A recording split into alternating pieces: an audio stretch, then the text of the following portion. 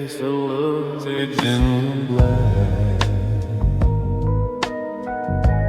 Pages breathe when you're not there. Turn the key, the shadows talk back. Midnight rings you if you're dead.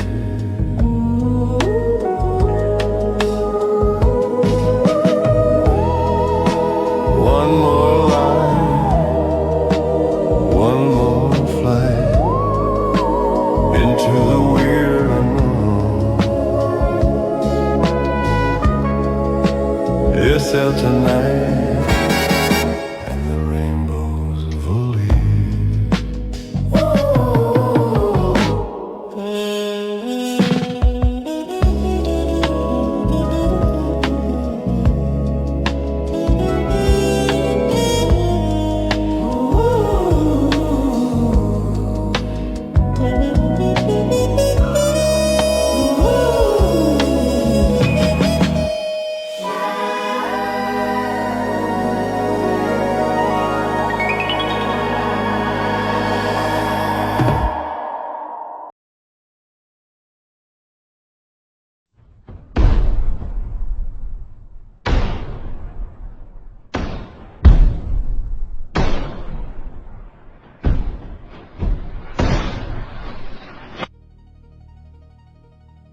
Good evening, guests of the Gathering Gloom, and welcome to episode 19 of Hitchcock's Tales That Terrified, Shadows from the Master on SL Tonight, hosting the Master's secluded shots, entwining his end with stories that enclosed him. From Toll Tolls, We Dine in an Evening at the Black House by Robert Somerlott, a 1964 siege suspense from the anthology.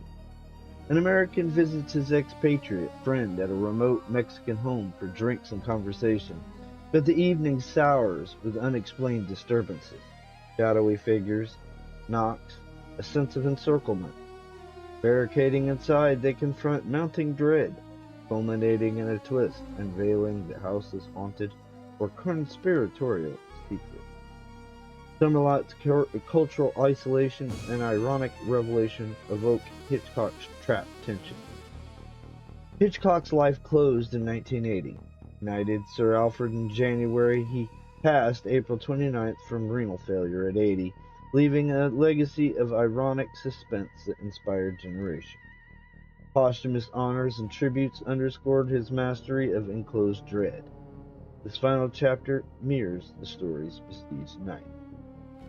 And before we begin, I would like to apologize about last time and the fact roll at the bottom of the screen not being correct. I edited it out a bit, so it now actually makes more sense and isn't a bunch of gibberish. Again, duly apologize about the confusion. Secure the doors. The story intrudes.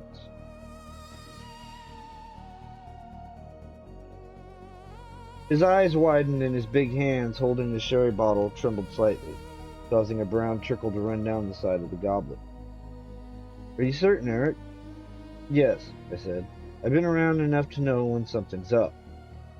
Tell me exactly what happened. It may be important. It was just getting dark when I left the hotel. I walked along thinking how good Frida's sauerbraten was going to taste after eating the tortillas and chili most of the week. I didn't pay any attention to the pair when I passed them in the plaza. It was 3 blocks before I realized they were following me. Henry Black's hands were under control as he offered me the sherry. He sat quietly in the leather chair opposite me, his face calm, with the pale blue eyes glancing uneasily towards living room windows with their drawn drapes and barred shutters. He tilted his close-cropped head as though listening for some unfamiliar sound outside. I heard nothing but a patter of rain and the whining of Inga, the more nervous of his 2 governing pinchers. I pictured the restless dogs prowling between the house and the barbed-top fence that encircled it. Loki, the male, was more powerful, but Inga was tautly alert, tense with suspicion. Months before, during my first evenings at Henry Black's, I had felt like an explorer setting down with cannibals. Would the dogs lunge for my throat if I reached for a fork?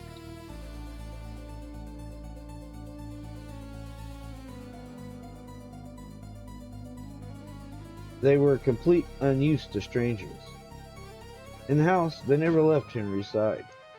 It had taken 2 months and a dozen visits before they would trust me to walk across the room. Now, patrolling in the yard, they probed the night for a warning scent, a muffled footfall. What did these men look like? Henry asked. Like a couple of Mexican drunks, I said.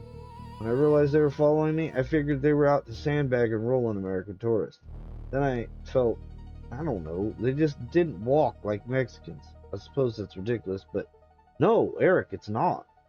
Then excitement carried him to his feet. Every race, every nationality moves differently, like breeds of dogs. Each has its own gait. Some people would never notice a difference, but you and I would. Anyway, he said, there was something odd about them. I decided if I was going to have trouble, I'd better have it in the village instead of in this deserted country road. So I stopped and waited. They didn't pass me, but turned into one of those courtyards. I would have forgotten the whole thing if it hadn't seen them later near your gate. What were they doing? This black car was parked in the road and they were talking to the driver. They watched me for a minute, and when they saw me turn towards your gate, they got in the car and took off down the road heading away from town. Oh, and it had an American license plate. Henry slammed his hard fist into his palm. Took off for where?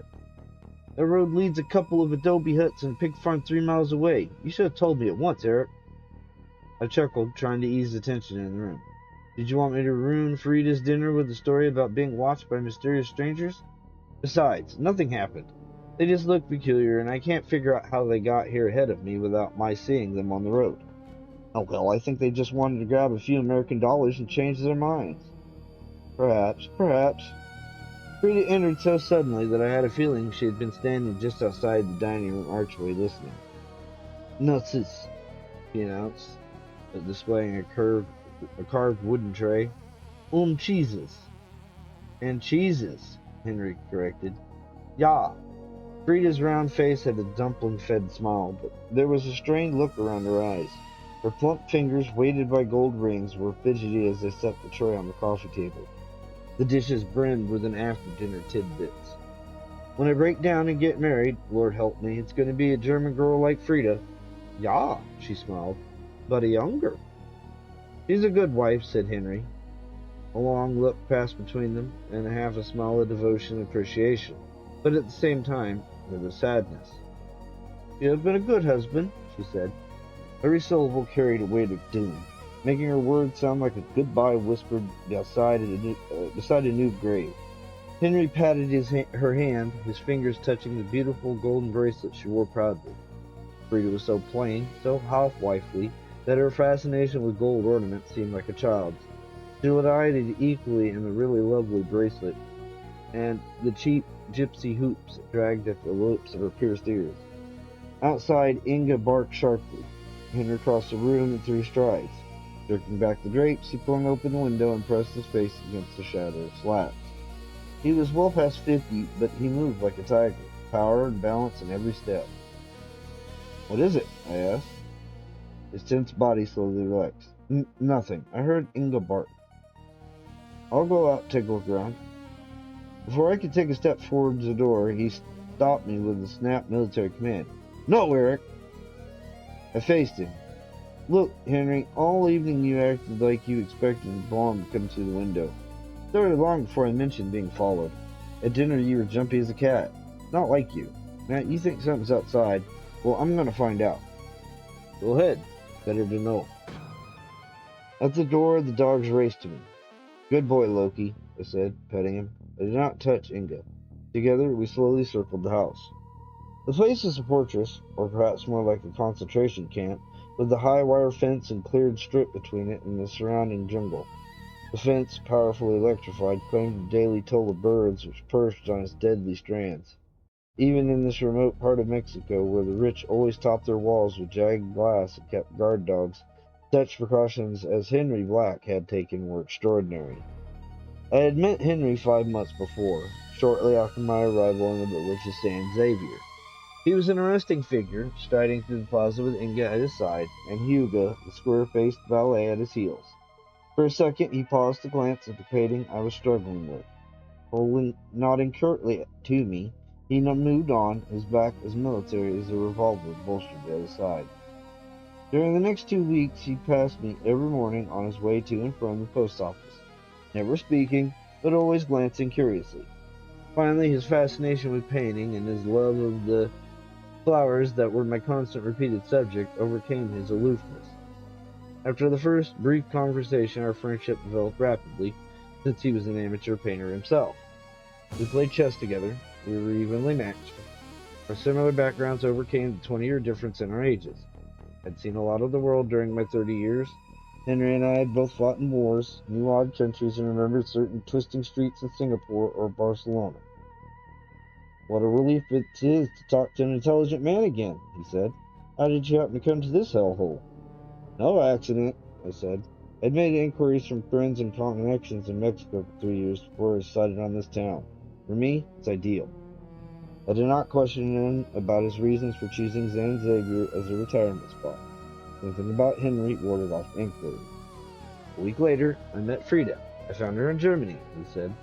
When I was on a military mission, Eric, you should have seen her 30 years ago. Henry was always on guard, but his watchfulness had increased during the last 6 weeks. I became aware of new shadows under his eyes, a tension in his manner. He took to glancing over his shoulder in the street. I realized one day that he was deliberately varying his arrival time at the post office. Now, as the dogs and I turned the fourth corner of the house and were once again in the front yard, I felt that he was close to a breaking point. Through the shutter slits, I could see him watching me, straining to see me in the night. Reaching the window, I stopped suddenly, my shoulders stiffening. Wilkie barked as my hand touched him. The dog, sensing an uneasiness in me, growled viciously, sniffing as near the fence as they dared to go. I returned quickly to the house. What was it? Henry asked. Nothing. No, Eric, you saw something. I watched through the shutter. You were startled by something in the jungle. Just a light. It came on twice and vanished. For a moment I thought it was some kind of signal, but probably it was just some Mexican carrying an open lantern with the rain put out. Holy what out there? Henry looked doubtful. I felt uncomfortable as he stared at me without speaking. What is this? I asked, taking off my dampened coat. Why did Hugo come this morning and ask me to come here tonight instead of Friday as usual? It's not like you to change your plans suddenly. He continued to stare at me, inner conflict apparent on his face. I'm your friend, I told him. You and Frida have meant a lot to me in the past months. Sometime I hope I can show you how much. If you need help, I'm here, and if not, I'm not easy to scare. But I have to know what it's all about. Sit down, Eric. He took a long time lighting cigarettes for himself and me. I once swore I'd never speak to a living soul. But now I need help. I have to protect Frida no matter what the risk is. His eyes were intent on my face, boring into me. Eric, will you swear before God that no matter what I tell you, no matter what you think of me afterwards, you'll guard her for 24 hours if I'm not around to do it? I hesitated, then made up my mind. Of course I will. You knew I would before you asked. You swear? Yes, I said, but with a condition. Whatever you tell me, make it the truth. Otherwise, don't count on me. Always a chess player, he said. I agree. It's an oath between friends. First, you tell me some things. How much have you figured out about me? Alright, don't blame me if I'm wrong. To start with, you're not really an American. Your accent's almost perfect, but wrong in little ways. Then there's the way you sit at the dinner table, the way you reach out when you move a chess piece. Right so far? Exactly. You're sharp, and I think there's a ruthless streak in you. Perhaps that's why I trust you. I know you're hiding from something, I continued. This house, it's ready for a siege. Yet you're not a crook, and I don't think you've ever been one. Frida was in the archway. Come in, Liebchen. He knelt beside the chair. You're correct on all accounts, Eric. Now it's my turn to speak. Nine, came Frida's terrified whisper. No one. We must have help, Frida. It was the curt tone he used in speaking to Inga. Frida stifled a sob and was silent. My name is Henright Schwartz. I'm in Mexico illegally, passing myself off as a retired American, which is not difficult for me. As a child, I lived for 8 years in the town of Milwaukee. Later, I had training in American at a German military establishment. Outside, the rain increased. I could hear the wind beginning to rise as Black left his chair, moving slowly across the room, twisting his hands together. I was a major in the German army, young for the assignments they gave me, but I come from an important family. We were not Nazis. No matter what they say, we were not. True, we had party connections. Frida had important contacts. Who didn't have? But I was an army man, decorated 3 times, once in Poland, twice in Africa. Hugo entered, carrying a wooden box that I took to be a gun chest. Henry did not seem to notice him. I went to school in Bavaria, where we learned to impersonate Americans. Great disorder to sabotage. Then a shrapnel wound from Africa began to cripple me again. They took me from active duty and put me in charge of a transport depot near the Belgian border. Hugo was my orderly then. He still is. The valet bowed his head dumbly. Part of my job was transportation of Jew fugitives caught in Holland, but it was a small part of my work, just providing guards, clearing facilities for removal to the interior. There weren't many of them, less than 100 a week. It was a nuisance, but I never paid much attention. Dull, routine work, but at least Frida could be there with me. Then everything started to collapse. I had 14 prisoners on my hands, and the Americans were almost upon us. There were no more transport. His fist crashed down on the coffee table. What was I to do? Turn the prisoners loose to sabotage what was left of our army? His voice rose to a shout. I had orders. I was a soldier. Hugo and I carried them out. His eyes wandered to the windows. It was raining that night, just like this. I tried to see the pictures that were before the eyes of my 3 companions. Did they see a pitiful procession of captives, starved faces hardly more than skin-covered skulls? I pictured Hugo and Henry standing near a stalled boxcar, waiting for the final line to be formed.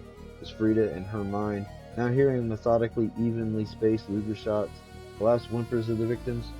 No. She was listening for a nearer danger. Something outside in the night. Later they tried me at Nuremberg, Henry said dully. They proved nothing. There was a rumor that 2 children of that group had escaped, so they kept me in jail for months while they searched for imaginary witnesses. They failed. They even dragged poor Frida into it, accusing her of being a ghoul who robbed the dead bodies. My God! Horrible! They proved nothing, but I spent 5 years in Landsberg prison. The week after they released me, we fled here. We knew as long as we could be found, vengeance would follow. At last, they have caught up with us. Look! Reaching in his pocket, he drew out an envelope with a Mexico City postmark.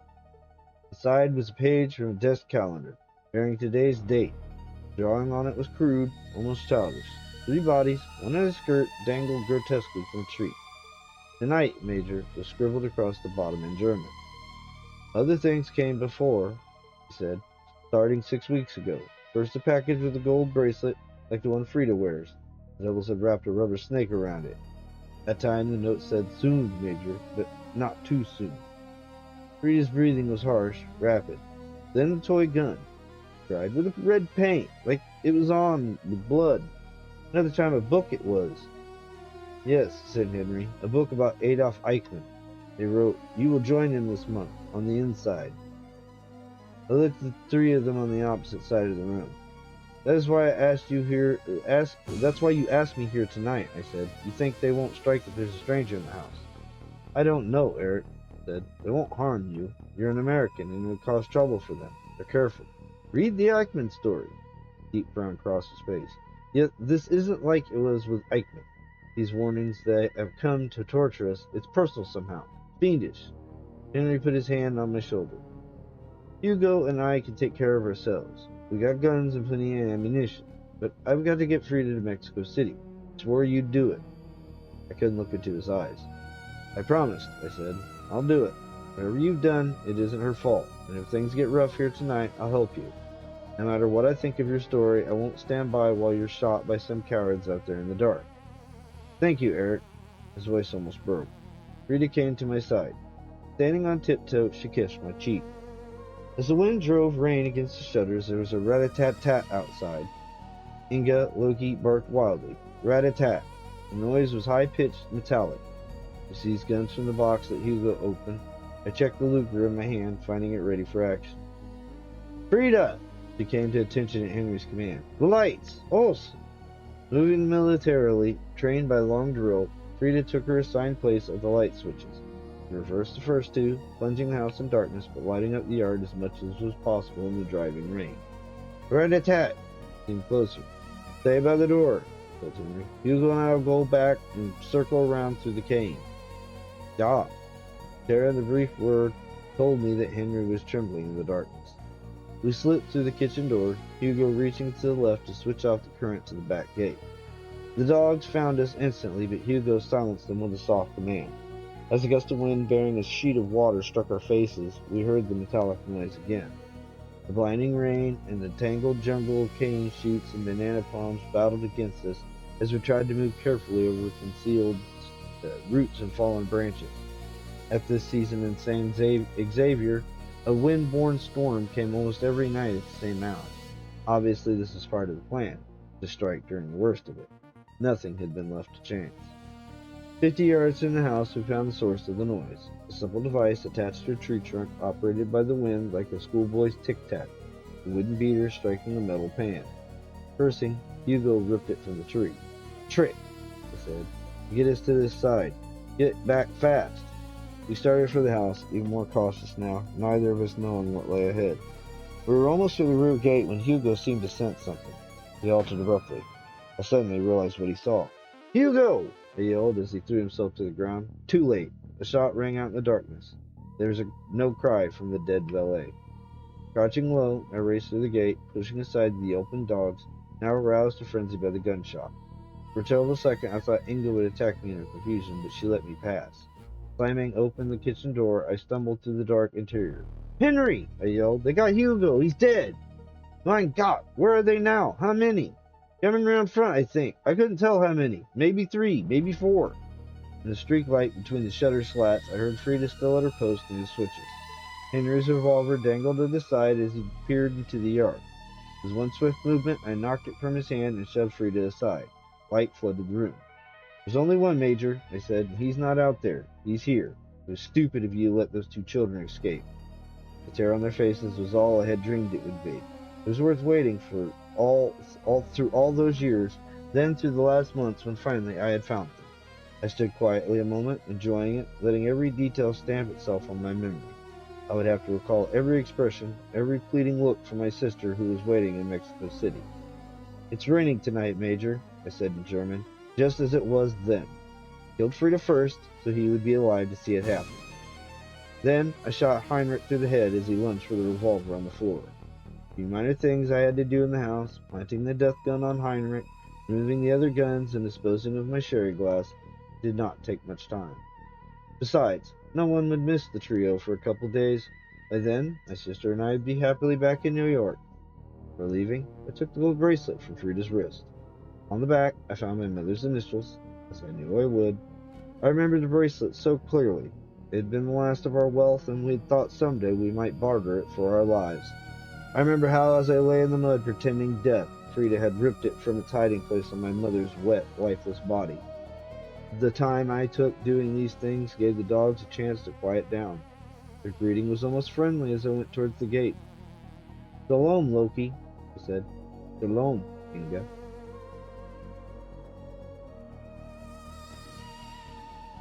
And so dawns after evening at the Black House.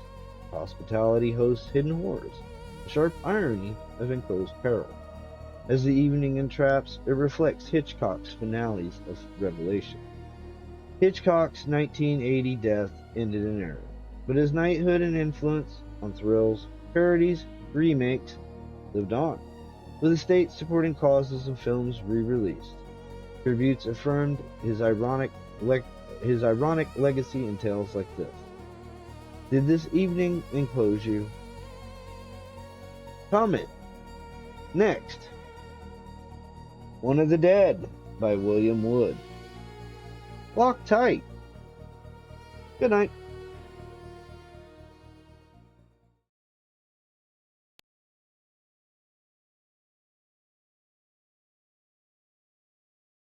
Yo, get ready for the boogie woogie red hot rush.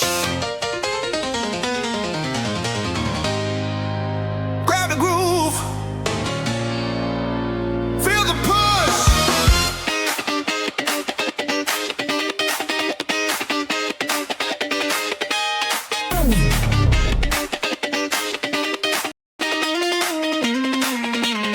Step on the floor, feel the funk in your bones. Guitar slapping, bass hitting home.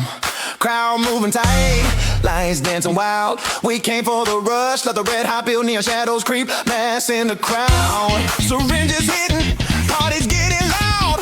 No looking back, full throttle spin is red hot rush. Let the boogie begin pre-drop. Now hold it, groove it, wait for the rush.